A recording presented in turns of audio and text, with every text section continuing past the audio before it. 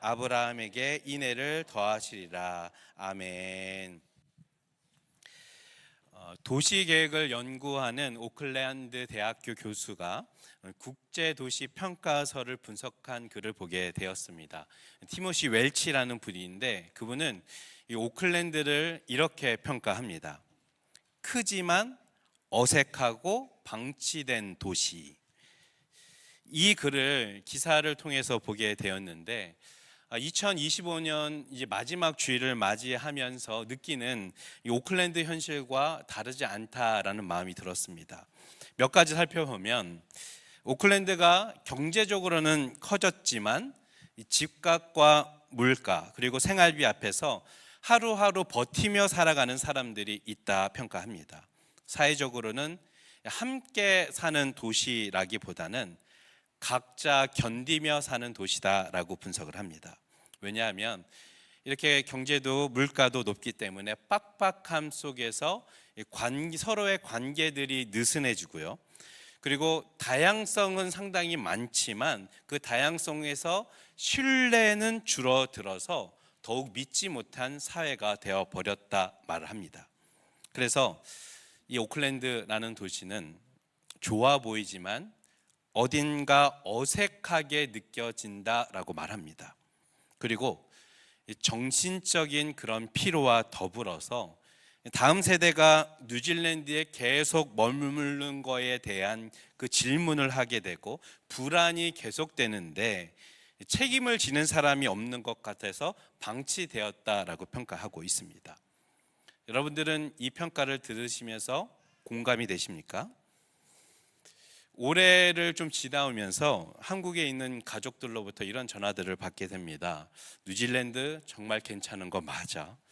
뉴질랜드 뉴스를 보니까 뉴질랜드 이야기에 사건 사고가 끊이지 않는데 그렇게 안부를 저에게 묻는 거를 보니까 저는 살기 좋은 나라임을 분명하다라고 생각을 하지만 어쩌면 조금 방치된 것 같고 약간 어색한 것 같고 돌봄이 필요한 도시가 오클랜드이지 않나 생각해 봅니다. 그런데 문제는 뭐냐면 이러한 현실들이 반복되다 보면요, 처음에는 이런 현실이 되게 큰 위기감으로 다가오지만 시간이 지나면 익숙해지고 마음이 차가워지는 것이 바로 문제입니다. 놀라고 마음 아파해야 되는 부분인데 그냥 그렇게 지나가는 거지 그렇게 마음이 굳어지면서 기쁨의 순간들도 얇아지고 관계도 얇아지고 슬픔을 느껴야 하는 것도 얇아지고 차갑고 냉랭한 도시가 되어버릴까 염려가 됩니다. 이런 오클랜드 여러분들은 어떻다고 생각하십니까? 저는요, 그럼에도 불구하고 이 오클랜드 곳곳에 하나님께서 함께 해주셔서 참 견딜만 했다 생각합니다. 눈물과 고통과 아픔의 순간들 하나님께서 함께 품어주셨기 때문에 견딜만 했습니다. 각자 어려움의 터널들 지나갔을 텐데 주의 지팡이가 나를 안위하시고 인도하셨기 때문에 하나님 바라보면서 믿고 견디고 이겨냈기 때문에 그럼에도 그 평가에도 불구하고 오클랜드 2025년을 아주 행복하게 잘 살아낸 것 같습니다. 지금까지 인도하신 하나님께 감사와 찬송을 올려드립니다. 아멘. 오늘 미가서에서는 지금 우리가 느끼고 있는 그 시간들, 그 평가들 속에서 이렇게 기도하는 것처럼 느껴집니다. 14절 말씀 우리 함께 읽어볼까요? 시작. 원하건대 주의 지팡이로 주의 백성 곧 갈멜 속 살림에 홀로 거주하는 주의 기업의 양떼를 먹이시되 그들을 옛날같이 바산과 길앗에서 먹이시옵소서. 냉랭하고 방치된 것 같은 그 현실 속에서 미가는 목자의 지팡이를 든든하게 붙잡습니다. 우리를 버리지 말고 먹이시고 인도해 달라고 기도를 하고 있습니다. 그러니까 어둠과 그 고난의 그 순간순간에 하나님께서 지팡이가 나를 안위하시기 때문에 희망이 있다라고 말하고 있습니다. 지난 수요 기도회 때 잠깐 말씀드렸는데 이 미가서에서의 말씀을 묵상하다 보면은 이 죄악의 심판의 메시지가 너무나도 크게 느껴져서 이 전체가 좀 답답하다 느낄 수가 있습니다. 그런데 이 미가서의 전체적인 큰 줄기를 보면 희망을 말하고 있습니다. 미가서를 포함해서 다른 예언서의 많은 예언서들도 심판의 메시지, 고난의 메시지가 나올 때마다 묵상하기 좀 버거운데 그때마다 그 심판을 통해서 계속 말씀하려고 하는 것이 무엇인가? 그것은 바로 구원입니다. 요한복음 3장 16절에 보면은 하나님이 세상을 이처럼 사랑하사 독생자를 주셨으니 이는 그를 믿는 자마다 멸망하지 않고 영생을 얻게 하려 하심이라 말씀해 주십니다. 이 말씀 사랑의 하나님께서 우리와 함께 하심을 믿습니다. 근데 이어지는 17절의 말씀을 보면은 이렇게 말씀하고 있습니다. 함께 읽습니다. 시작. 하나님이 그 아들을 세상에 보내신 것은 세상을 심판하려 하심이 아니요 그로 말미암아 세상이 구원을 받게 하려 하심이라. 아멘. 그러니까 하나님께서 세상을 심판하려고 오신 것이 아니라 이 세상을 구원받게 하려 오셨다라고 말씀해 주고 계십니다. 그러니까 우리가 심판의 말씀이 볼 때마다 무겁게 다가오고는 있지만 성경에서는 항상 심판을 말하려고 하는 그 이유는 구원을 이루기 위한 목적이 대부분이라는 것을 기억하셔야 합니다. 우리가 심판의 메시지를 볼 때 마음이 억눌리고 답답하다, 이제 그만 보고 싶다 이런 마음이 아니라 그 안에 우리를 구원하시려고 하시는 하나님의 긍휼하심이 담겨져 있음을 바라보아야 합니다. 심판의 말씀을 볼 때 동시에 구원의 소망의 말씀이 그 안에 담겨져 있음을 확신하면서 찾아보려고 할 때 우리는 지치지 않고 이 말씀을 살아낼 수가 있습니다. 이 심판과 구원의 구조는요, 이 미가서의 말씀에 유독 좀 더 잘 나타나 있습니다. 심판의 메시지 다음에는 항상 심판의 희망의 메시지, 심판의 메시지 등장하고 희망의 메시지 이렇게 반복하면서 미가서는 말씀을 이끌어가고 있습니다.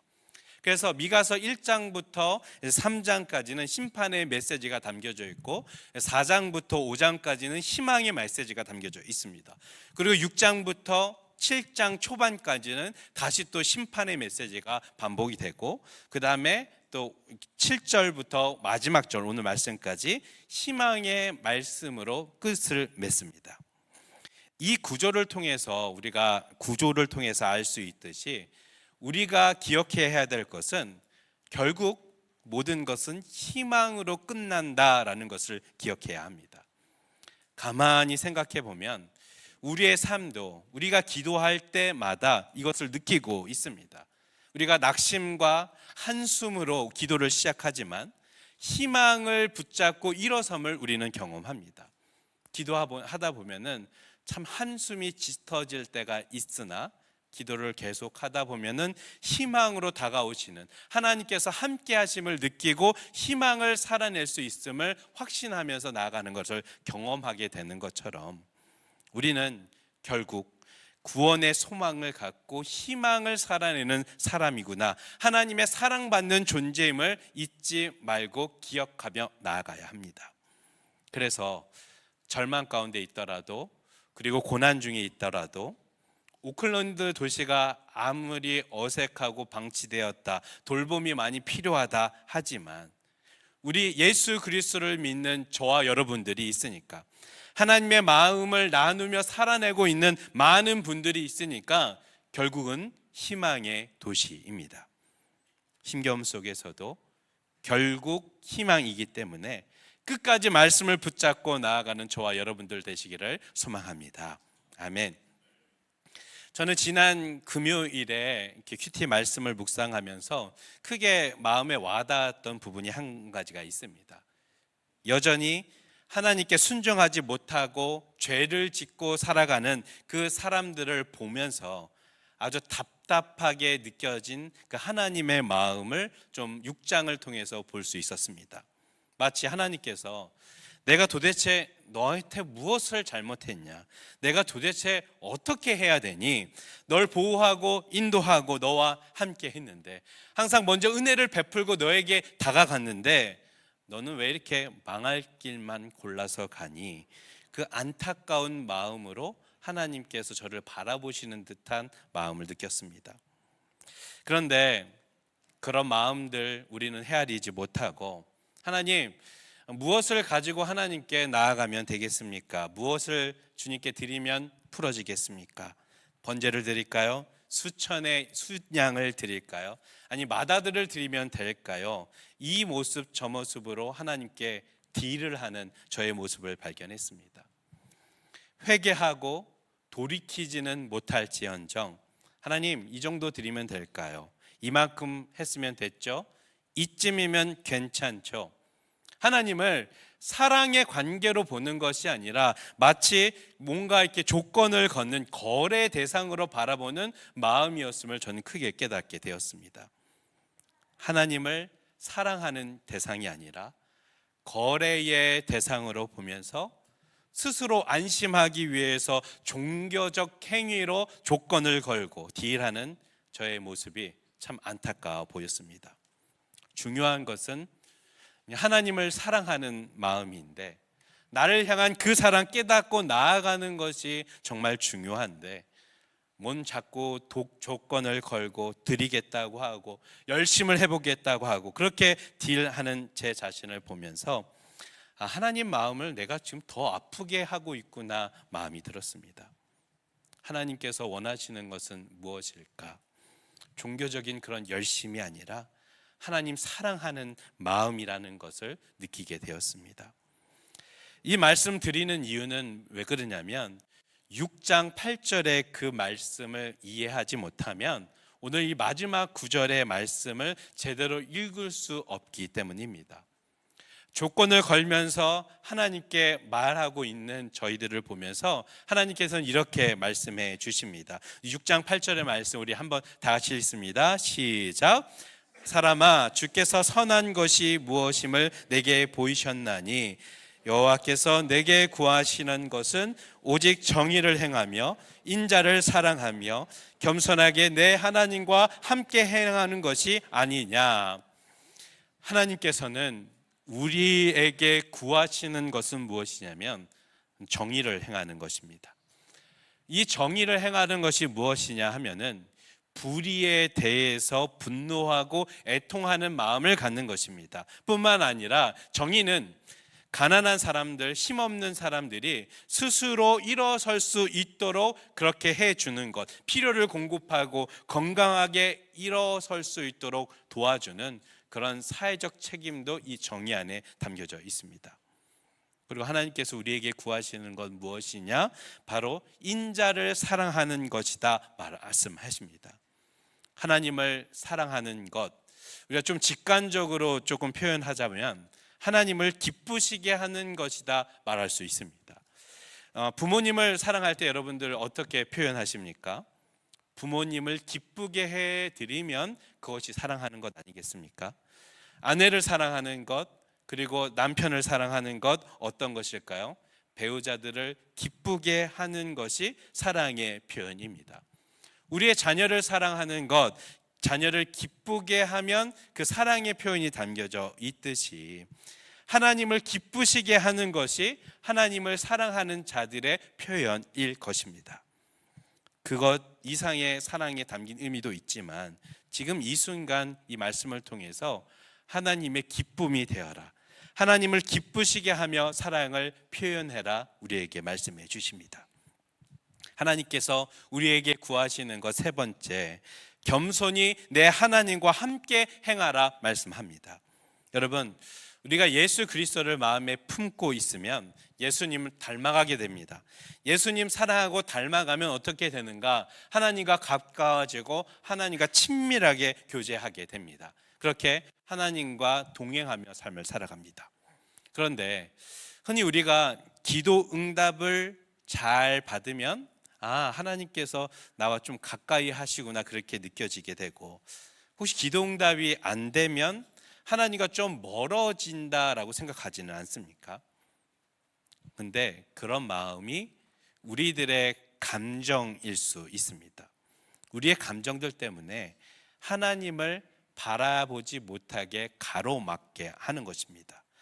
하나님의 손길을 느끼면서 감사함으로 고백해야 되는데 하나님은 언제나 늘 우리와 함께 계셨고 늘 손을 먼저 내밀어 주셨고 그리고 우리 함께 해 주셨는데 우리의 감정 때문에 함께 하지 못한다라고 느끼는 것입니다.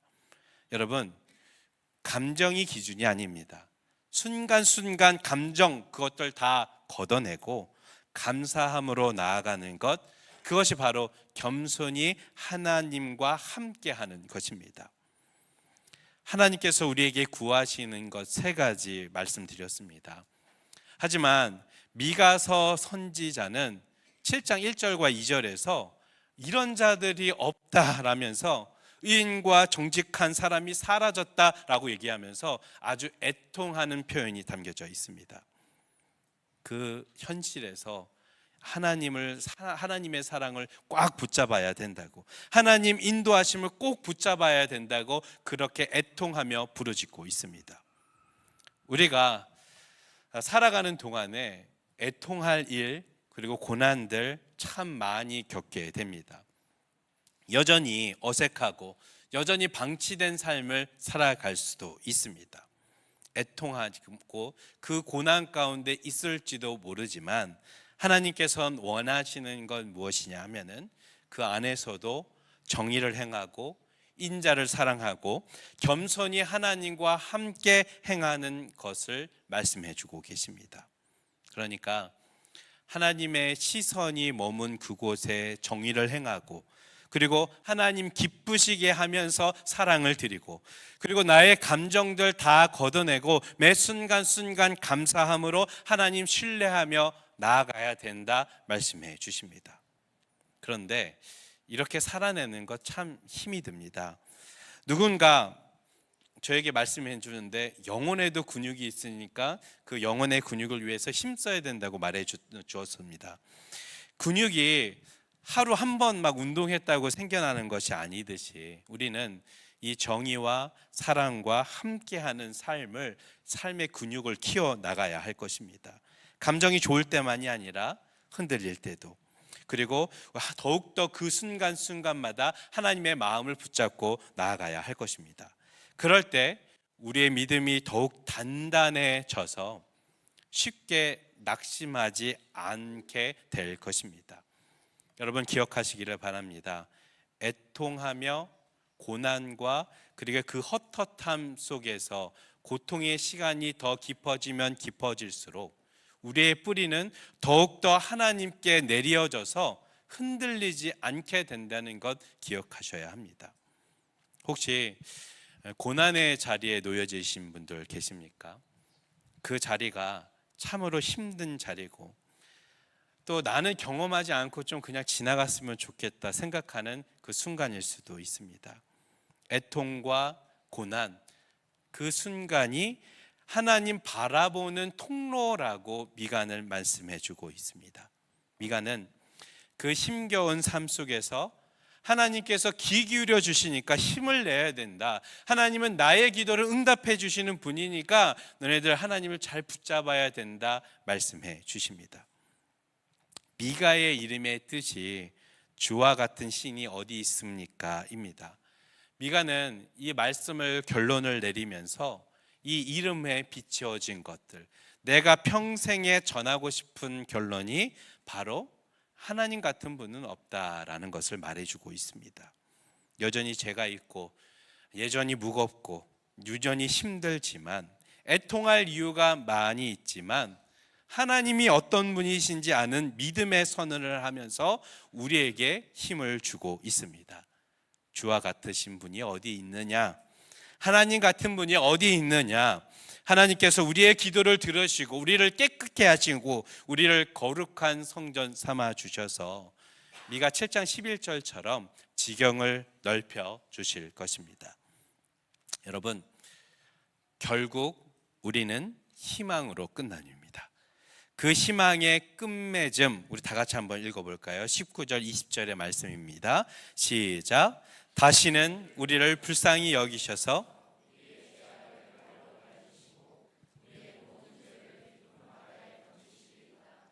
주께서 옛적에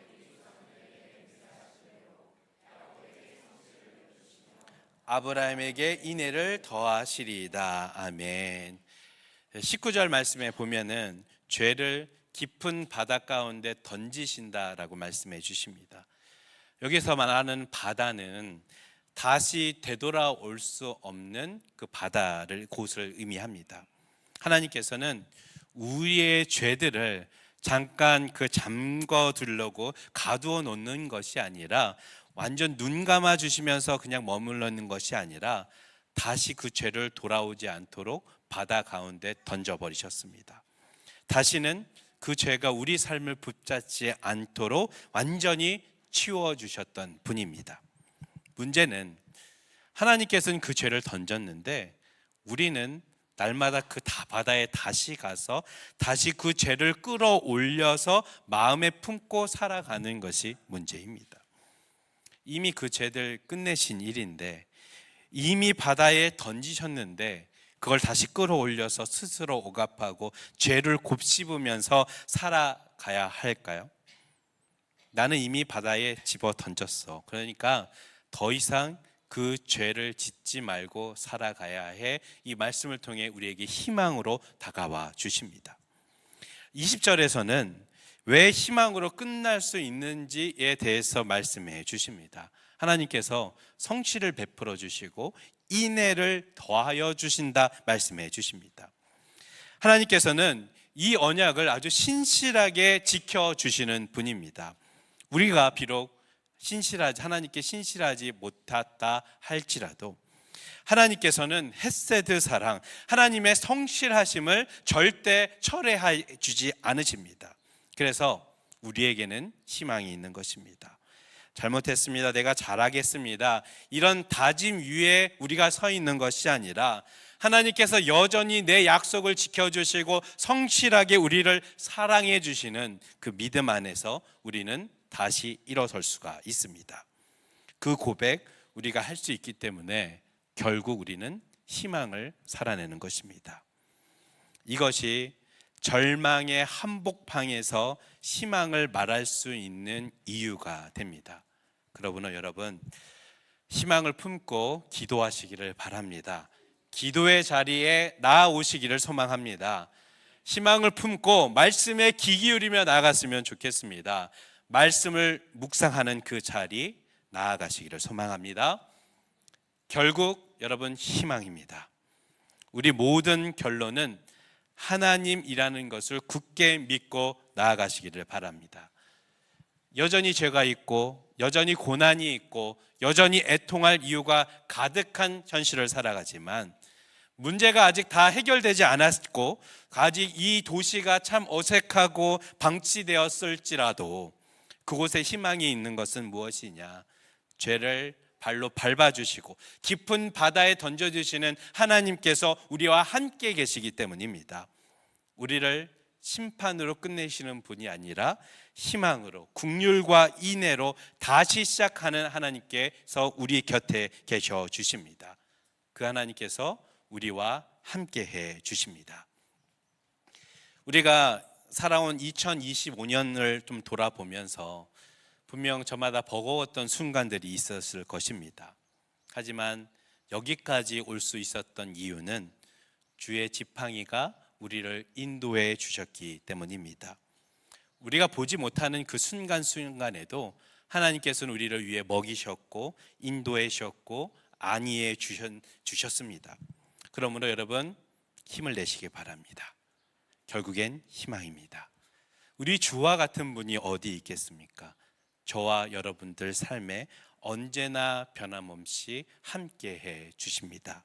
아멘. 우리 이 시간에 함께 찬양하고 기도하며 나아갔으면 좋겠습니다. 또 하나의 열매를 바라시며 우리 함께 찬양하며 나아갑니다.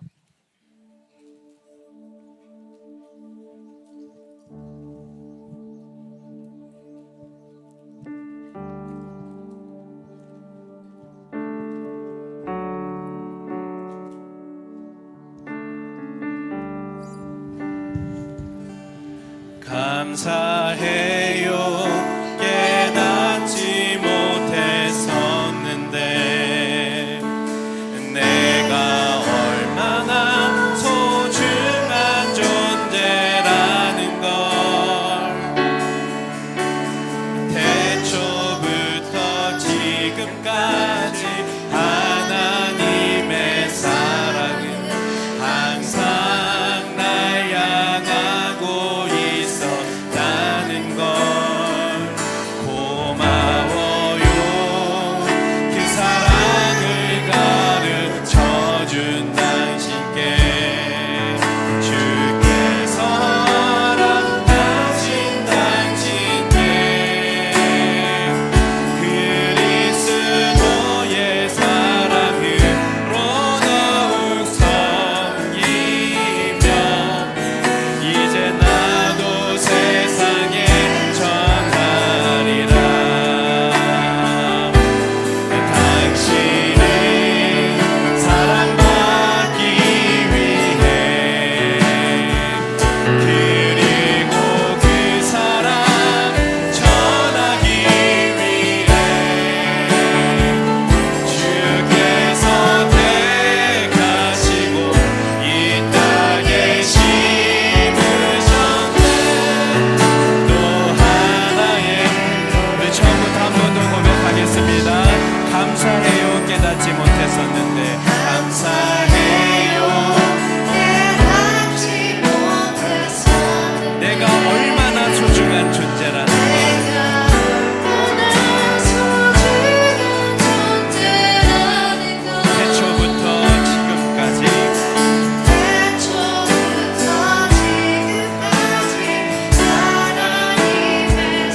항상 날 향하고 있었다는 걸 고마워요. 그 사랑을 가르쳐준 당신께 주께서 허락하신 당신께 그리스도의 사랑으로 더욱 섬기며 이제 나도 세상에 전하리라. 당신은 사랑받기 위해 그리고 그 사랑 전하기 위해 주께서 택하시고 이 땅에 심으셨네. 또 하나의 열매를 달아시며 여러분, 하나님께서 항상 우리와 함께 하셨고 우리를 향해 있었고 사랑받고 사랑하기 위해서 이 땅에 심겨지게 해 주셨습니다. 그래서 우리는 결국 희망입니다. 그 희망 앞에서 우리가 무언가 더 하겠다는 다짐이 아니라 그저 그냥 하나님과 다시 함께 걸으며 나아갔으면 좋겠습니다. 우리 안에 아직도 환경 가운데 어색하고 방치되었던 자리마다 주의 지팡이가 나를 인도하고 계셨음을 믿고 기억하며 나아갔으면 좋겠습니다. 정의를 행하고 하나님을 사랑하고 겸손히 하나님과 동행하게 해달라고 우리 이 시간에 주신 말씀 잠깐 기억하면서 기도하며 나아갔으면 좋겠습니다. 기도하겠습니다. 사랑의 아버지 하나님,